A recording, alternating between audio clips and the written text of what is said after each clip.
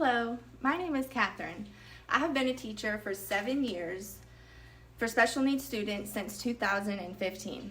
I have a master's in mild to severe disabilities. I graduated from Murray State with a bachelor's in elementary education with a certificate in learning behavior disorders.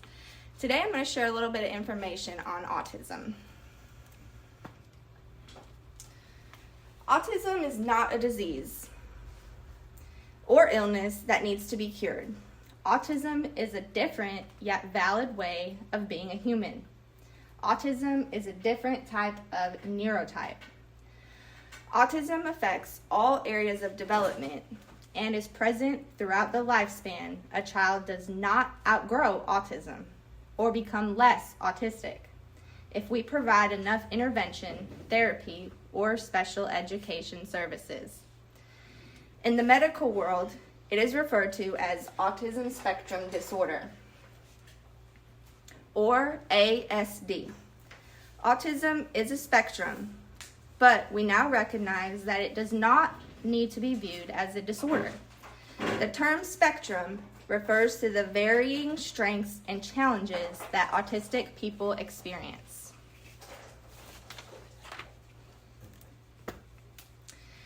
As you've seen in the last slide, autism spectrum disorder is a different neurotype.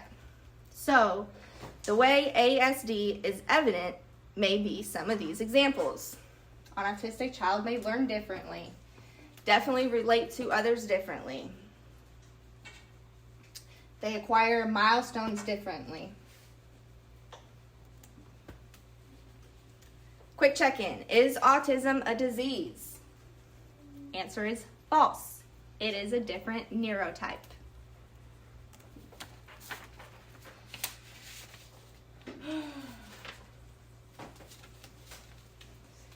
Historically, society has expected autistic individuals to mask or camouflage their autistic traits. For decades, therapists and educators have been trying to make autistic children act less autistic by teaching them to mimic neurotypical behaviors. We now understand that an autistic person cannot become less autistic unless you are expecting them to camouflage or mask their traits. An autistic person will always be autistic, and an autistic child will become an autistic adult.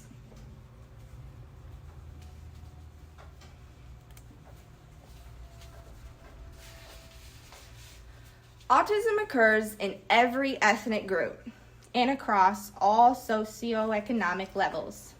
Autism varies greatly from person to person. Autistic individuals often have co-occurring medical conditions which may include allergies, asthma, epilepsy, digestive disorder, sleep disorder, feeding disorder, autoimmune disorders, sensory processing disorders, according to the National Autism Association. There are many different types of biological and genetic and environmental factors that make a person more likely to be autistic.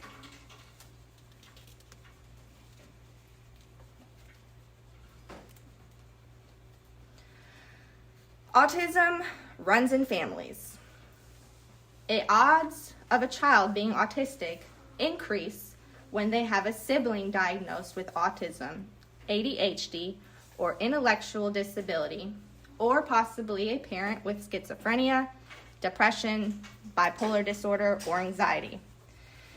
Children with an autistic parent or sibling are 9 times more likely to be autistic and 4 times more likely to be autistic with an intellectual disability.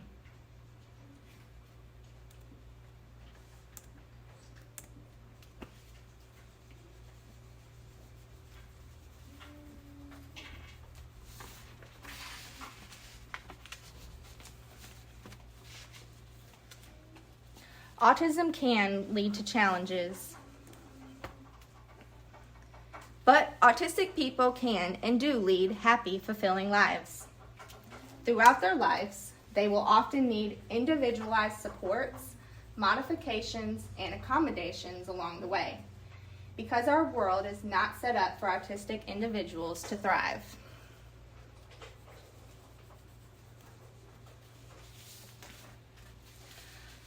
Boys are 4 times more likely than girls to be diagnosed with autism.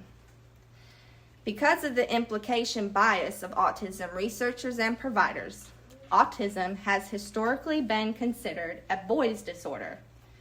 Professionals often miss the early signs of autism in girls, which means they are not able to access early services and supports.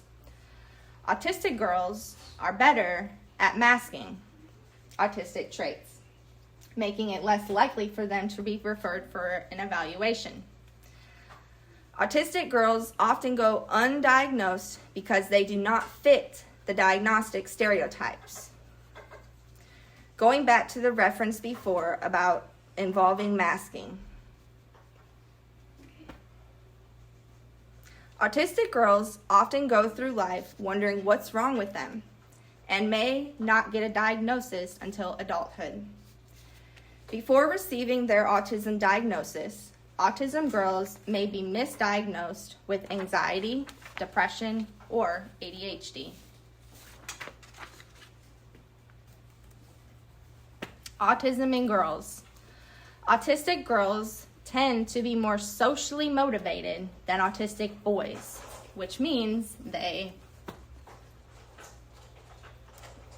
are more likely to control their behavior in public. Girls may share a smile and have occasional eye contact. They tend to have similar interests as their peers, such as girls liking unicorns and bunnies and princesses, but it's much more of an intense liking. Spend more time in joint engagement than autistic boys, and they often imitate the social behavior of peers.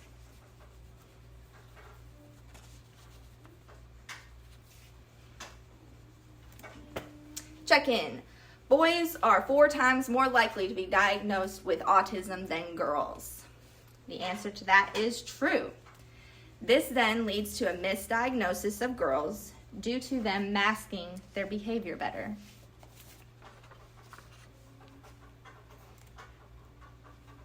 Let's talk about neurodiversity. The concept of neurodiversity. It helps us view neurodivergent people as having differences and not deficits. It acknowledges that there is no right way of being a human. It encourages us to recognize and celebrate the richness and complexity of the human brain. And it helps us understand that kids don't all learn in the same way or at the same time. Neurodiversity. Neurodiversity is neuro, brain, and diversity. Differences, so neurodiversity are brain differences. Neurodiversity helps us understand the varying brain differences in human beings. We know that people all look different. We have different hair, skin, and eye colors. Neurodiversity helps us understand that our brains can function differently too. And different brains means more than different average development and different behavior. Our society is neurodiverse.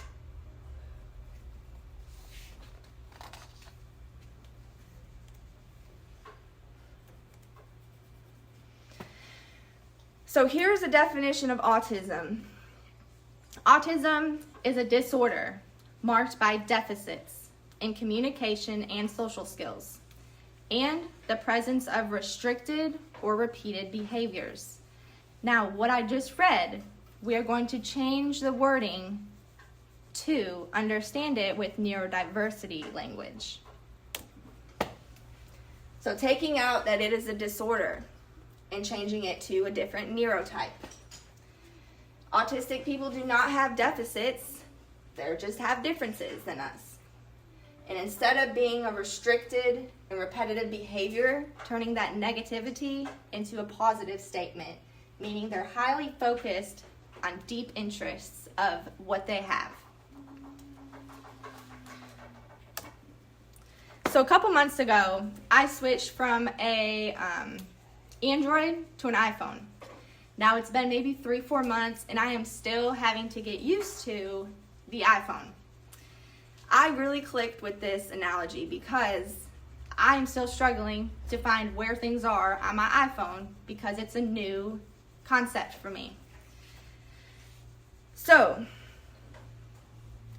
it took me a lot of patience to relearn the new system, and I know I could do what I wanted, I just had to figure it out. So, autistic individuals as adults explain that being autistic is having a different operating system, such as think all human beings are smartphones.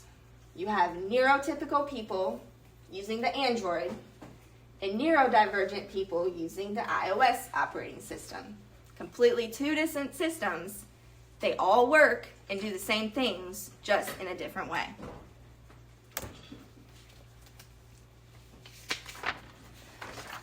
One of my favorite quotes here, I'll read to you. Autism isn't an illness. It's a different way of being human.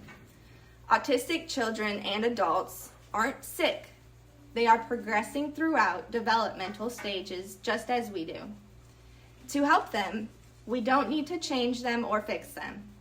What's most vital for parents, professionals, and society as a whole is to work to understand them, then change what we do. Again, I'll go back to that, changing the environment. The term high-functioning autism and low-functioning autism are subjective descriptors used to separate autistic individuals into two categories. High-functioning is a term used to describe individuals with stronger oral language skills. Lower functioning is a term used to describe those who are non-speaking with lower cognitive abilities. Labels go on soup cans. Autism is a diagnosis. Let's be careful with our labeling.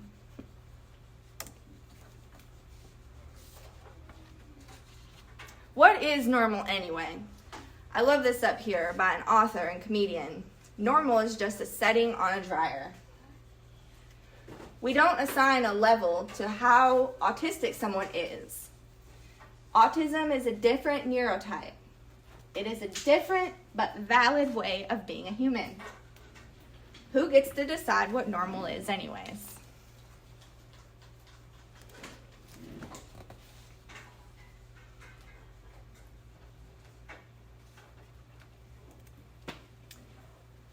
Autistic children typically have heightened interests in specific objects or activities, so being really obsessed about something. It is one of the DSM-5 criteria for diagnosis autism. The DSM-V has autism levels that are not very helpful because support needs can vary from autistic individuals. So here are the 5 levels of autism according to this criteria. Level 1 autism, individual requires support. Level 2, individuals require substantial support. Level 3, individuals require substantial support, very substantial support. Autism is a spectrum. It is not linear. Check in. Autism is linear. This is false. Autism is not linear. We will learn a little bit more about the autism spectrum next.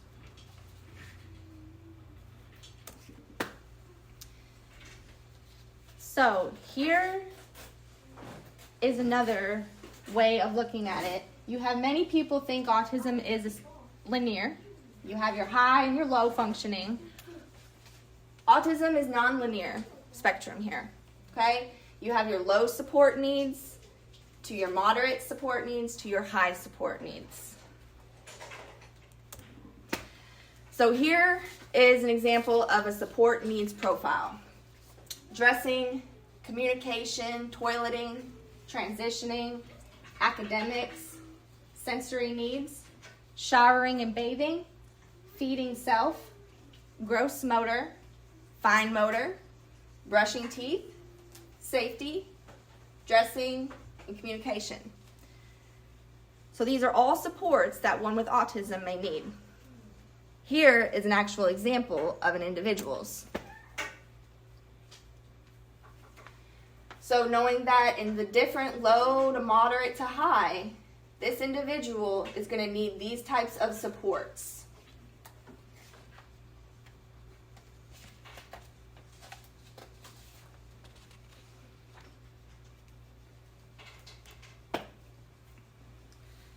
Referring back to the labels on that soup can, let's talk about ways to avoid labeling.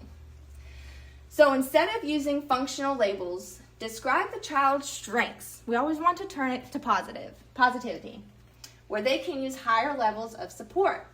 So instead of saying, Aaron has high functioning autism, it may be more helpful to describe Aaron in a positive way. He is punctual.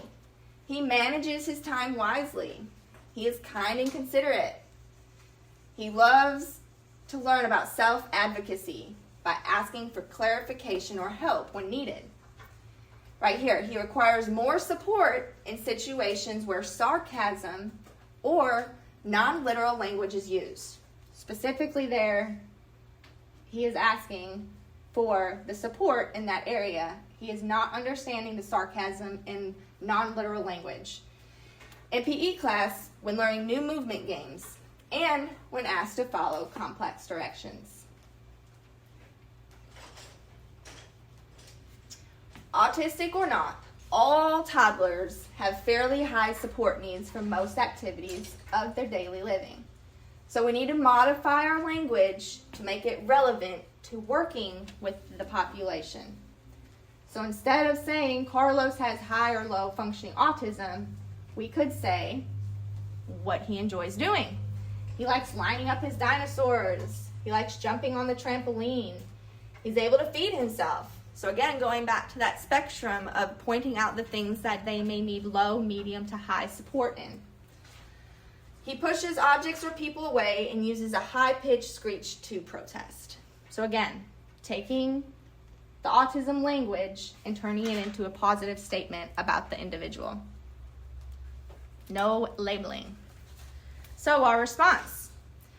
We need to consider all biological, physiological, and social factors. Autism is considered a different, but remember, it's a valid way of being human. It recognizes the disability of the person's challenges and society's role in valuing and accepting these differences. Society practices autism acceptance while also providing individual support, services, and environmental modifications and accommodations. Let's say you may want to have a talk with a parent about an individual you may think is on the spectrum. So, we're going to start with a simple conversation about the observation related to the child's development. The goal is to have the initial conversation and to set the parents so you are all on the same page of understanding. You want to avoid negative language, such as red flags. He's in his own world. He's aggressive. He's non-compliant. We want to avoid the negativity. Ask for feedback on your observation. So, when you observe, ask the parent's role as the expert on their child who pays attention to their child's needs, rather than presenting yourself as a critic.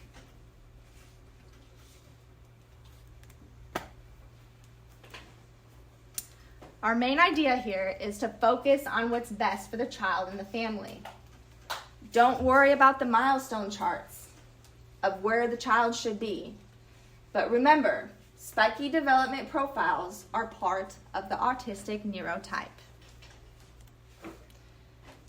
If there are agreed upon behaviors to observe, make a plan to monitor the child together once you are on the same page. Be patient. Don't expect significant action to be taken following your first conversation. Be patient. Consider using the term social learning differences if autism has not yet been discussed as a formal diagnosis for the individual. Here's an example for guidance.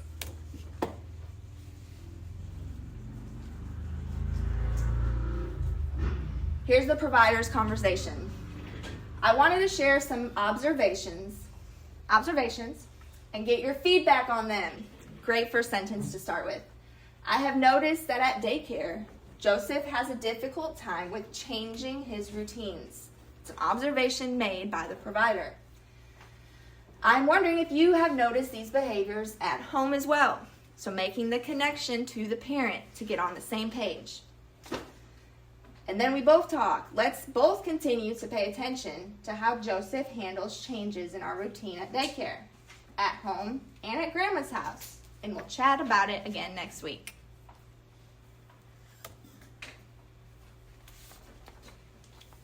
So instead of fixing deficits, let's remember that autistic individuals have many strengths and endless strengths and opportunities. So we want to, instead of fixing the deficit, we want to spread the strengths out of the individual, not by fixing, but letting them be themselves. The next few slides, I'm going to give supports and tips for how to help. Build an authentic connection with the child by following their lead and honoring their play style, getting on their level of play. Know the child's interest. Determine their favorite shows, songs, music, and scripts and gestures. I always start off by asking an autistic individual, what's your favorite color? What's your favorite food? So by gaining an interest and them knowing you're interested in their interests of maybe excessive interest, but that's what that individual would like to talk about, and making connections with them. Collaborate with parents and caregivers to determine the sources of gestalts. Gestalts are what makes a person the way they are, and their styles of living for their own life and for functioning. Acknowledge, repeat, and build on the child's gestalts. Don't ignore their repeated behavior. So the gestalts is what makes you the person that you are, by your physical, spiritual, intellectual, and emotional needs.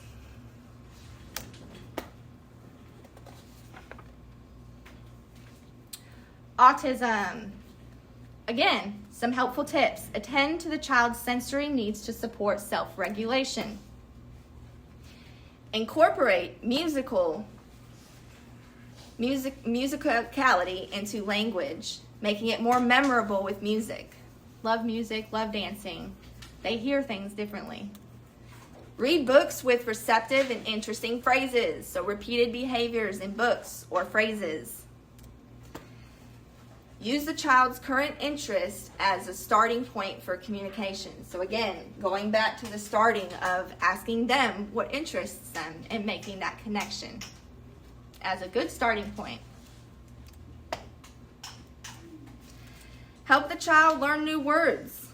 In my classroom here, I have everything labeled. My whole kitchen, all the drawers are labeled with an image, so the child can read and connect the image to the word. This helps support their language, such as this is a vase. It is for holding flowers. So explaining what things are for and the use of them. Again, building the vocabulary with labeling pictures. Also, when you read, you can change the wordings of books and put post-its in there for certain connections for some. May offer choices and limit yes and no questions. Again, going back to replacing questions with comments. Questions are not always good, but maybe asking, is your favorite color pink? So again, prompting that conversation. Do not withhold items from the child in order for them to be compliant. The child has that certain thing that they may need. Do not take that away from them in order for them to change their behavior. And do not remove a preferred item.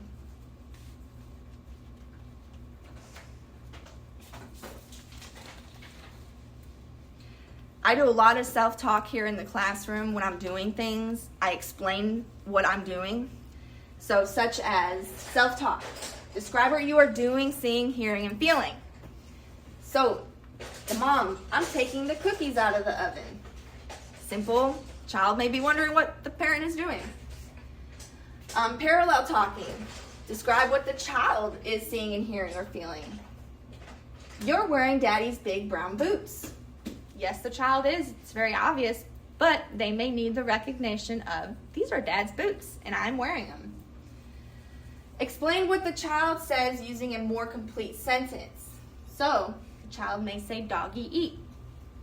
You reply with, yes, the doggy is eating a bone.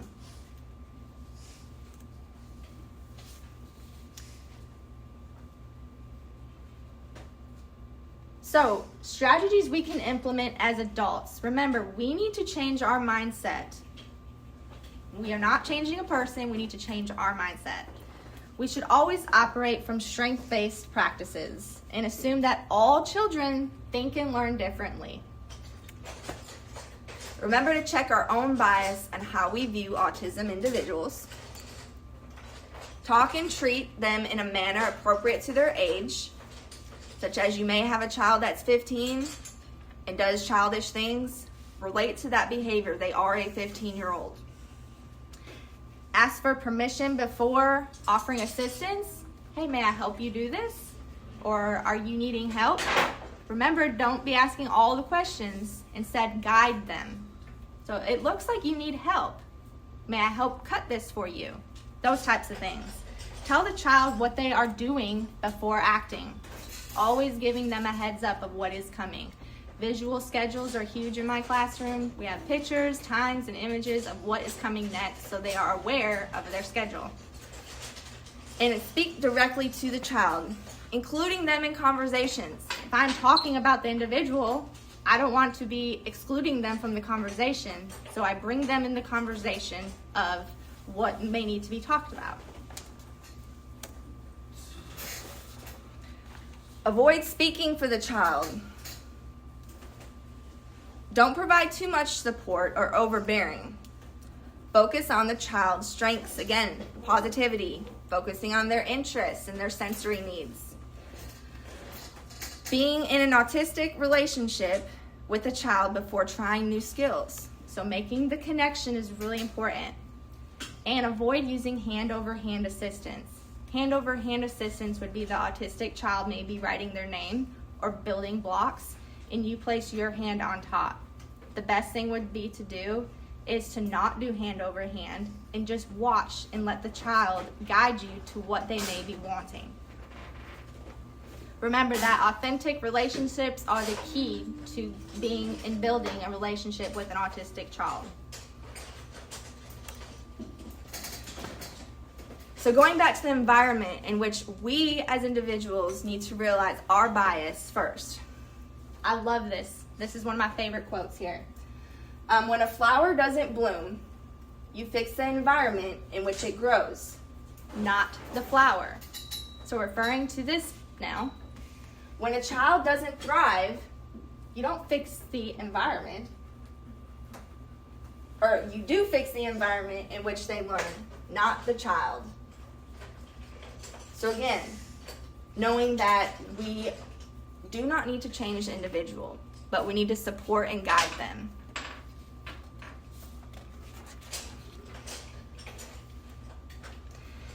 Instead of spending all our efforts trying to make autistic kids act and learn like neurotypical kids, let's spend more effort accepting, building on, and celebrating their differences.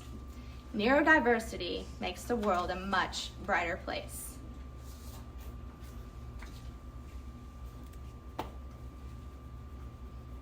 Thank you so much. I have a YouTube channel if you would like to check out any other videos. So subscribe and you will get updates on my videos as I post them, possibly lessons and other autistic information that you may want to gather. I hope you enjoyed. Thank you.